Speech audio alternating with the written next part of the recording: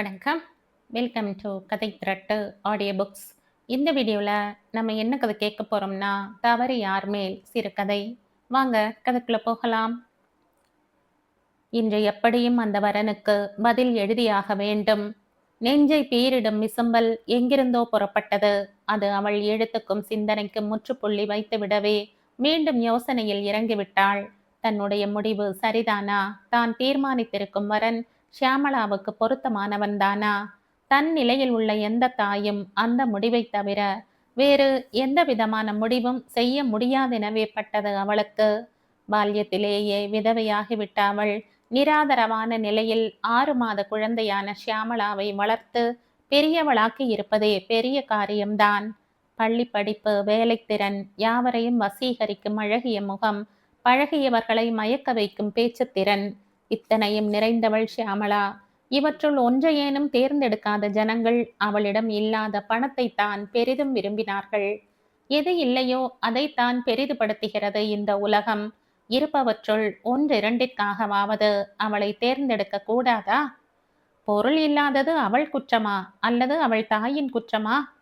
கை குழந்தையோடு தனக்கு தெரிந்த தையல் பின்னல் வேலையை கொண்டு பெண்கள் ஆரம்ப பள்ளிக்கூடத்தில் வேலை பார்த்து தன்னையும் குழந்தையையும் காப்பாற்றி கொண்டாள் மீனா. எந்த பள்ளிக்கூடம் அரை வயிற்றுக்கு கஞ்சி வார்த்ததோ அதே பள்ளிக்கூடம்தான் அவள் மகள் அறிவின் கண்ணையும் திறந்து விட்டது. இந்த நிலையில் எங்கிருந்து கல்யாணத்திற்கு என்று பணம் சேர்த்து வைக்க முடியும்? மற்றொரு விசும்பல் ஷியாமளாவின் அறையில் இருந்து புறப்பட்டது. அதில் தோய்ந்து கிடந்த சோகம் அவள் நெஞ்சில் ஈட்டியாக பாய்ந்தது. ஒரு வார்த்தை அவளையும் கேட்டுவிட வேண்டியதுதான். கேட்டால் என்ன சொல்லப் போகிறாள்? எனக்கு இப்பொழுது கல்யாணம் வேண்டாம் என்றுதான் சொல்லப் போகிறாள்.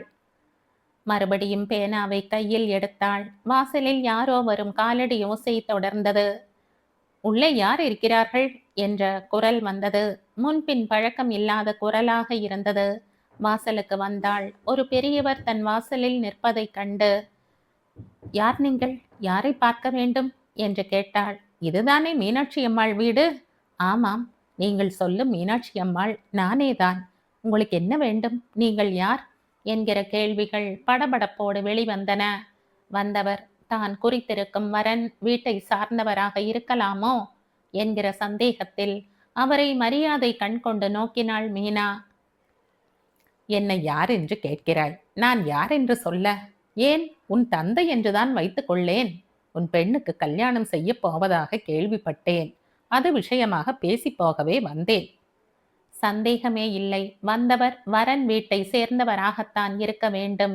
இந்த எண்ணம் உறுதிப்படவே இன்னும் அவருக்கு ஆசனம் கொடுத்து உட்கார வைக்காமல் நிற்க வைத்து பேசிக் கொண்டிருக்கிறோமே என்று தோன்றியது. உட்காருங்கள் பெரியப்பா, ஏன் நின்று கொண்டிருக்கிறீர்கள்? நீ குழந்தையில் கூட என்னை அப்படித்தான் அழைப்பாய். அதெல்லாம் இப்பொழுது உனக்கு மறந்து போயிருக்கலாம். உன் தந்தையும் நானும் இருந்த சிநேகத்தை யாரால் அளவிட்டு கூற முடியும்?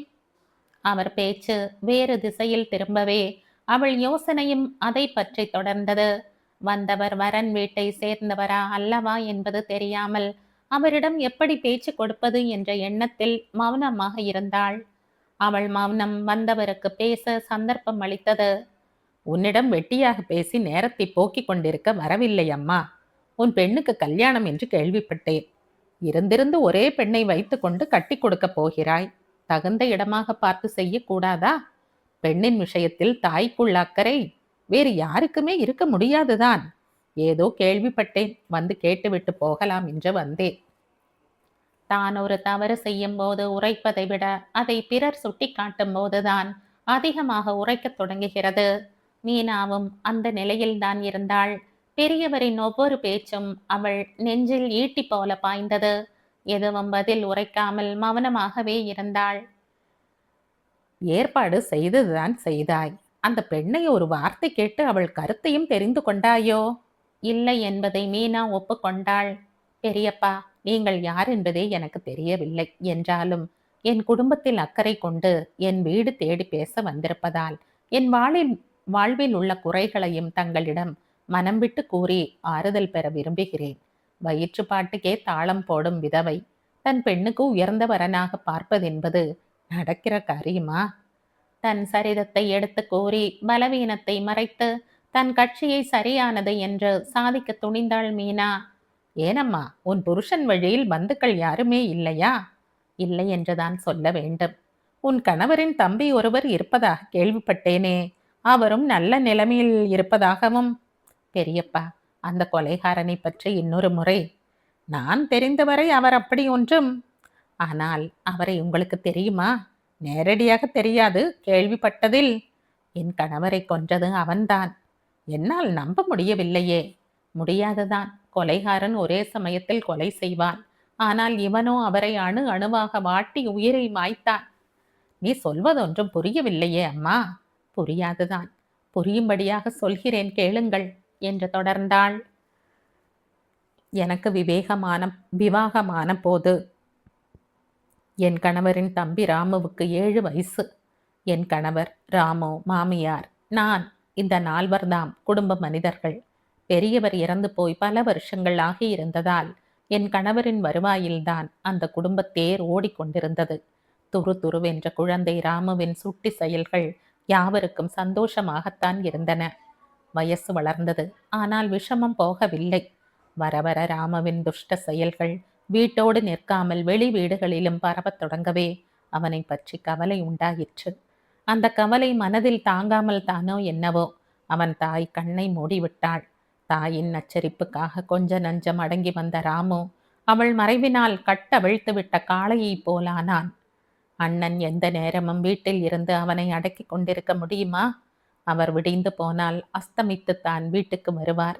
அவர் வெளியே புறப்பட்டாரோ இல்லையோ ராமுவின் ரகளை தொடங்கிவிடும். வீட்டில் வயிற்றை ஒடுக்கி பதுக்கி வைத்திருக்கும் காசுகள் எப்படியோ அவன் கண்களில் பட்டுவிடும். அவை அகப்படாவிட்டால் அரிசியோ பருப்போ எது இருந்தாலும் அள்ளி கொண்டு போய் விடுவான், அதை விலைக்கு விற்று காசு பெற. இப்படியெல்லாம் அக்கிரமம் செய்யாதே என்று அதட்டினால் போதும், வீட்டில் உள்ள சாமான்களை எல்லாம் கண்டபடி தூக்கி உடைத்து வீட்டை துவம்சம் செய்து விடுவான். களைத்து போய் இரவு வீட்டுக்கு வரும் கணவரிடம் இதையெல்லாம் சொல்லி அவர் மனதில் கவலையை உண்டு பண்ணக்கூடாது என்பதற்காக ஒன்றுமே நடவாதது போல் நடந்து கொள்வேன். இத்தனை முரட்டு சுபாவம் நிறைந்த ராமுவிடம் ஒரே ஒரு நல்ல குணம் உண்டு. என் குழந்தை ஷியாமளாவிடம் அவனுக்கு அளவு கடந்த பிரேமை. குழந்தையை தூக்கி கொண்டு கொஞ்சும் போதெல்லாம் தடித்தனம் நிறைந்த ராமு ஆத்திரத்தில் எங்கே குழந்தையை கொன்று விடுவானோ என்று கூட பயப்படுவதுண்டு. அவன் முரட்டு கரங்களும் சிவந்த கண்களும் அவன் எதற்கும் துணிந்தவன் என்பதை காட்டும். இப்படியாக அவன் சின்ன வயதில் செய்த அக்கிரமங்கள் எத்தனையோ. அவன் முரட்டுத்தனத்தை அடக்க முடியாமல் பள்ளிக்கூட வாத்தியார்கள் திணறினார்கள். எந்த நேரத்தில் எந்த வீட்டில் எதற்காக கல்லெறி நடத்துவானோ என்று அக்கம் பக்கத்தவர்கள் பயந்தார்கள். பள்ளிக்கூடத்தில் இருந்தும் அக்கம் பக்கத்து ஜனங்களிடம் இருந்தும் வரும் புகார்களை தாங்க முடியாமல் உருகி கொண்டிருந்தார் தமையனார். தம்பியை நயத்தாலும் பயத்தாலும் அடக்க முயன்ற முயற்சிகள் எல்லாம் விழலுக்கு இறைத்த நீராயின. ஓரொரு சமயம் கோபத்தில் அடித்து நொறுக்கி விடுவார். வயசு வந்தவனாயிற்றே, கையை நீட்டலாமா? முரட்டு சுபாவத்தில் திரும்பிவிட்டால் அவமானம் தானே என்று பயந்து போவேன். ஆனால் அவர் அதையெல்லாம் பொருட்படுத்த மாட்டார். கொந்தளித்து எழும் கோபத்திலே சிந்தனைக்கு ஏது இடம்? அத்தனை அடிகளையும் தாங்கிக் கொண்டு பதிலே பேசாமல் குழந்தை ஷியாமளாவை தூக்கி கொண்டு அப்பாவி போல் செல்லும் ராமுவை பார்க்கும்போது இப்பேற்பட்ட சாதுவையாய் இத்தனை அடி அடித்தார் என்ற பச்சாதாபம் ஏற்படும். ஒரு நாள் அந்த தெருவில் அம்மனுக்கு திருநாள். அதற்கு தெரு முழுவதும் பொங்கல் வைப்பது வழக்கம். பொங்கலுக்கு வேப்பிலை தோரணம் வீட்டுக்கு வீடு கட்டி அலங்கரித்திருப்பார்கள். தெரு முழுவதற்கும் அலங்கரிக்க வேண்டுமானால் எத்தனை மரம் வெட்டினால் தான் தீரும்? அதற்கு தகுதியான ஆளாக ராமுவை தேர்ந்தெடுத்திருந்தார்கள். தனக்கு கொடுத்த வேலையை முடிப்பதற்காக துணைக்கே 2 பட்டாளங்களை அழைத்து கொண்டு வேப்ப மரம் இருக்கும் வீடுகளை முற்றுகையிடத் தொடங்கிவிட்டான் ராமு. 2 வீட்டார் அவன் செய்கையை கண்டும் காணாதவர்கள் போல் பேசாதிருந்து விட்டனர். மூலை தெரு பண்ணையார் மட்டும் அப்படி இருக்கவில்லை. ராமு தன் படைகளை கீழே நிற்க வைத்துவிட்டு மேல் மாடியில் ஏறி அவர் வீட்டு மரத்திலும் ஏறிவிட்டான். இதை எதிர்பார்த்திருந்த பண்ணையார் தயாராக வைத்திருந்த ஆட்களை ஏவி ராமுவை பிடித்து விட்டார். எக்கச்சக்கமான நிலையில் சிக்கிவிடவே ராமு தப்பி ஓட முடியாமல் அகப்பட்டு கொண்டான். மரத்தோடு கட்டி வைத்து உரி உரி என்று உரித்து விட்டார் பண்ணையார். கூட சேர்ந்த பையன்கள் வந்து சொல்லவே ஓடிப்போய் பார்த்தால் அவன் நின்ற நிலை பகீர் என்றது. இரத்த வளாராக வெளுத்து துள்ளி இருந்தனர் பண்ணையாரின் நாட்கள். மயக்கமுற்ற நிலையில் இருந்த ராமுவை கண்டு நெஞ்சம் பதறி பண்ணையாரிடம் ஓடி இது மாதிரியான தவறுகளுக்கு அவன் வரமாட்டான் என்று கெஞ்சி கூத்தாடி அவனை வீட்டுக்கு அழைத்து வருவதற்குள் பட்ட பாடு. எனக்கு இருந்த ஆத்திரத்தில் பண்ணையாரை அந்த இடத்திலேயே குத்தி கொலை செய்தாலும் அடங்காது போல் இருந்தது. ஆனால் என்ன செய்ய முடியும்? நாங்கள் இருந்த இடமோ பண்ணையாரின் எல்லை. அந்த இடத்தில் ஏதாவது பேசினால் நானும் ராமுவின் கதியை அடைய வேண்டியதுதான். பண்ணையாரோ பண்ணையாரின் ஆட்களோ எதற்கும் துணிந்தவர்கள். அந்த நிலையிலும் ராமுவின் முரட்டு புத்தியும் குழந்தை சுபாவமும் அவனை சும்மா விட்டு வைக்கவில்லை. பண்ணையார் வீட்டு கேட்டை தாண்டி 2 எட்டு எடுத்து வைத்தானோ இல்லையோ என் பிடியில் நின்றும் விலகி கொண்டான் ராமு. டேய் பண்ணையார், இன்றிலிருந்து உன் உயிர் இரவல் என்பதை ஞாபகத்தில் வைத்துக்கொள். உனக்கு யமன் நான் தான் என்பதையும் இப்பொழுதே சொல்லி வைக்கிறேன், ஜாக்கிரதை என்று உரத்து கூவிவிட்டு சிட்டாய் பறந்து விட்டான். இத்தகைய கொடியவனுக்கு சிபாரிசு கேட்க போனோமே என்கிற தலை குனிவோடு வீடு வந்து சேர்ந்தேன். இது நடந்து 1 வாரம் இருக்கலாம். பண்ணையார் கொலையுண்டார் என்கிற செய்தி ஊரில் பரபரப்பை உண்டு பண்ணி இருந்தது. அன்று ராமு வர்மம் கூறி வந்தது பலரும் அறிந்த விஷயமாதலால் பலருக்கும் அவன் மீதே சந்தேகம் தோன்றி இருந்தது. ஏன், நானும் என் கணவரும் கூடத்தான் அப்படித்தான் நினைத்திருந்தோம். அதற்கு இசைந்தாற்போல் ராமுவும் எங்கோ தலைமறைவாக ஓடிவிடவே எங்கள் சந்தேகம் ஊர்ஜிதமாயிற்று.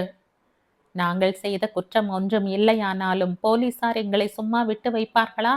எங்கள் வீட்டை சோதனையிட்டதோடு அவரையும் கைது செய்து கொண்டு போய்விட்டார்கள். எத்தனை நாளைக்குத்தான் போலீசாருக்கு டிமிக்கி கொடுக்க முடியும்? 3ஆம் நாள் ராமு எங்கோ அகப்பட்டு விடவே அண்ணனை வெளியே விட்டு விட்டார்கள். ஏழையாக இருந்தாலும் கௌரவத்தை ஆஸ்தியாக கொண்டு மானமாக வாழ்ந்து வந்தவருக்கு இந்த சம்பவம் பெரிய அதிர்ச்சியை உண்டு பண்ணிவிட்டது. அவர் அனுபவித்த 2 நாள் சிறைவாசம்தான்.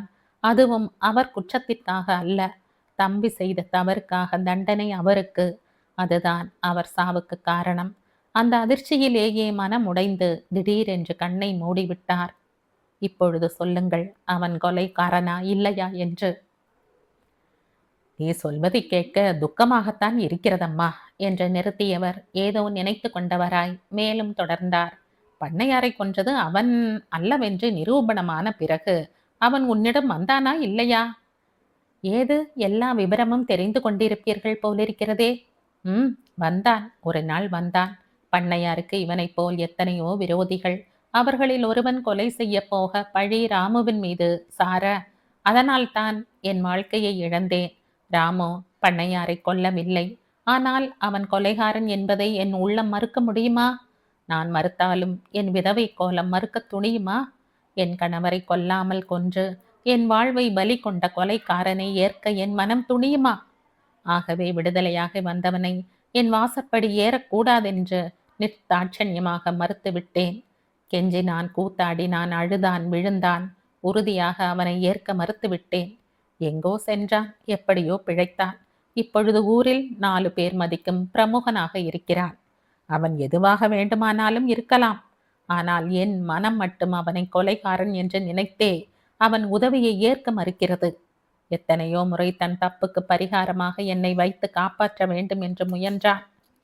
எத்தனையோ வகையில் எனக்கு உதவி அளிக்க முன் வந்தான். ஆனால் என் உறுதியான மனம் ஒன்றையும் ஏற்க மறுத்து விட்டது. அறியாமல் செய்த தப்புக்கு மன்னிப்பே கிடையாதா? மேலும் தவறு செய்தவன் தன் தப்பை உணர்ந்து மன்னிப்பு கோரும்போது மன்னிக்க வேண்டியது உன் கடமை அல்லவா? மன்னிப்பு என் வாழ்வே பறிபோய்விட்ட பிறகு இனி யாரை மன்னித்து என்ன ஆகப் போகிறது? ஏன், உன் பெண்ணின் வாழ்வையாவது பாழாக்காமல் பார்த்து கொள்ளலாமே. அதனால் உன் ராமுவின் மனத்திற்கும் பிராயச்சித்தம் செய்துவிட்ட சாந்தி கிடைக்கும் அல்லவா? பெரியவர் பேச்சை முடிக்கவில்லை. பெண் புலியாக மாறிவிட்டாள் மீனா. பெரியப்பா, வர வர உங்கள் பேச்சு என் கோபத்தை தூண்டுவதாக இருக்கிறது. என் கணவரை கொன்றவனிடம் யாசகம் வாங்கி என் பெண்ணுக்கு வாழ்வளிக்க வேண்டுமா? வேண்டாம். அதைவிட அவளை பாழுங்கிணறு பார்த்து தள்ளி நானும் விழுந்து விடுவேன் என்று சீறினாள். ஏதோ பொதுவாக சொன்னேன், ஆத்திரப்படாதே. எதையோ பேசப்போய் வந்த வேலையை மறந்து விட்டேன். உட்காருங்கள் பெரியப்பா, நானும் மனக்கொதிப்பில் ஏதேதோ பேசிவிட்டேன். அது இருக்கட்டும், நீங்கள் சொல்ல வந்த விஷயம் என்ன? இப்பொழுது சந்தர்ப்பம் சரியாக இல்லை. நாளை மீண்டும் சந்திக்கிறேன். வருகிறேன் அம்மா என்று விடை பெற்று கொண்டு புறப்பட்டார் பெரியவர். போகிற போக்கில் ஷியாமளாவிடம் துண்டு கடிதம் ஒன்றை கொடுத்து சென்றதை மீனா கவனித்திருக்க முடியாதுதான். மறுதினம் சொன்னபடி வந்துவிட்டார் பெரியவர். வாருங்கள் என்று உபசரித்து பெரியவருக்கு ஆசனம் அளித்து இருக்க செய்தாள் மீனா. நான் சொல்ல வந்த விஷயத்தை சுருக்கமாக சொல்லிவிடுகிறேன் மீனா. என் கதையை கேட்கப் போனால் மிகவும் சோகம் நிறைந்ததாக இருக்கும். அடிநாளில் பணத்தை தேட வெகு பாடுபட்டேன். இப்பொழுது அந்த பணத்தை எந்த வழியில் செலவிடுவதென்பதில் பாடுபடுகிறேன். யாருக்காக அரும்பாடுபட்டு பணம் சேகரித்தேனோ, எந்த மனைவியும் மகளும் வாழ வேண்டும் என்று பொருள் குவித்தேனோ, அவர்கள் போய்விட்ட பின் நான் தேடிய செல்வத்தால் என்ன பயன்? எந்த ஆசையில் இந்த உயிரை வைத்து கொண்டிருக்கிறேனோ அது நிறைவேறிய பின் நிம்மதியுடன் இறக்க தயார். மிகவும் பாடுபட்டு சேர்த்த பணம் நல்ல வழியில் செலவாக வேண்டும். இதுதான் என் விருப்பம். அதற்கு ஷியாமளாவைத்தான் தேர்ந்தெடுத்திருக்கிறேன். என் நண்பரின் மகள் நீ. உன் குழந்தையான ஷியாமளாவை என் சொந்த பேத்தி போல் கருதுகிறேன். அதற்காகவே நேற்று முழுவதும் சிந்தித்து தகுந்த வரனையும் தேர்ந்தெடுத்து விட்டேன். இதில் உன் சம்மதம் என்ன அம்மா என்று பெரியவர் கேட்டபோது எதுவும் சொல்ல முடியாமல் விழித்தாள் மீனா. பெரியப்பா, என் நன்றியை நான் எப்படி தெரிவிப்பதென தெரியாமல் விழிக்கிறேன் என்று திணறினாள் மீனா. தன் சந்தோஷத்தை கட்டுப்படுத்த முடியாமல் மகளை தேடி ஓடினாள் மீனா. அங்கே அவள் எழுதிய கடிதம்தான் மீனாவின் கண் முன்னால் நின்றது. அன்புள்ள அம்மாவுக்கு உன் மகள் ஷியாமளா எழுதுவது. அம்மா, சித்தப்பா குழந்தை பருவத்தில் அறியாமல் செய்த தப்புக்காக நீ இன்னமும் அவரை கொலைகாரன் என்கிறாய். தம் தப்பை உணர்ந்து மன்னிப்பு கோரியும் மன்னிக்க மறுக்கிறாய். சித்தப்பா அறியாமல் தவறு செய்தார். ஆனால் நீ அறிந்தும் தவறு செய்யும் கொலைகாரி என்கிறேன் நான். ஏதடா வீண் பழி என்று பதறுகிறாயோ? நிதானித்து யோசித்து பார்த்தால் விடை கிடைக்கும். பாழும் கிணறு என்று தெரிந்தும் மனம் அறிந்து என்னை வயதான கிழவருக்கு திருமணம் செய்து கொடுக்க தீர்மானித்து விட்டாய். தடுக்க வந்த சித்தப்பாவையும் வழி மறித்து விரட்டி விட்டாய். இப்பொழுது சொல், யார் கொலைகாரி என்று? கிழவனுக்கு மாலையிட்டு வாழ்வை பாழடித்துக் கொள்வதை விட தற்கொலை மேல் என்று பட்டதால் அவள் தலை கிர்ரென்றது. மகளது ஒவ்வொரு வார்த்தையும் அவள் நெஞ்சில் குத்தீட்டியாக பாய்ந்தது. அவளுக்கு இருக்கும் புத்தி தனக்கு இல்லையே என்பது அப்பொழுதுதான் பட்டது. தன் வீராப்புக்கு பலியாக மகள் வாழ்வை பாழ் செய்ய துணிந்த தானே பெரிய குற்றவாளி என்று அவள் மனசாட்சி அவளையே இடித்து கூறியது. பெரியப்பா, என் மகள். உன் மகள் எங்கேயும் போய்விடவில்லை. இந்த நேரம் அவள் சித்தப்பா வீட்டில் சௌக்கியமாக இருப்பாள். என்னையும் அங்கே அழைத்து போங்கள் பெரியப்பா. அதற்காகத்தான் வந்திருக்கிறேன் அம்மா. உண்மையில் நான் உன் தந்தையின் நண்பரும் அல்ல. எனக்கு உன் தந்தையை பற்றி தெரியவும் தெரியாது. ராமுவிடம் வெகு காலமாக வேலை பார்த்து வரும் கணக்கு பிள்ளை நான். எப்படியும் உன் மனதில் இருந்த துவேஷத்தை போக்கி உன்னை ராமுவிடம் சேர்ப்பதென கங்கணம் கட்டி கொண்டு புறப்பட்டவன். ஷியாமளாவை வயதான கிழவனுக்கு இரண்டாம் தாரமாக கொடுக்க போவதை கேள்விப்பட்ட ராமு என்ன துடிதுடித்து போய்விட்டான் தெரியுமா? பெரியவர் போக்கில் பேசிக்கொண்டே போனார்.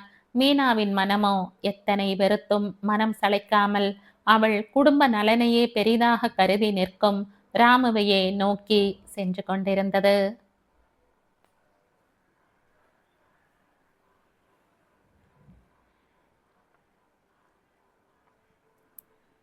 இதோடு இந்த கதை முடியுது. இந்த கதை உங்களுக்கு பிடிச்சிருந்தா லைக் பண்ணுங்க, ஷேர் பண்ணுங்க, சப்ஸ்கிரைப் பண்ணுங்க. மற்றும் ஒரு இன்ட்ரெஸ்டிங்கான கதையோட அடுத்த வீடியோவில் சந்திப்போம். பாய். தேங்க்யூ.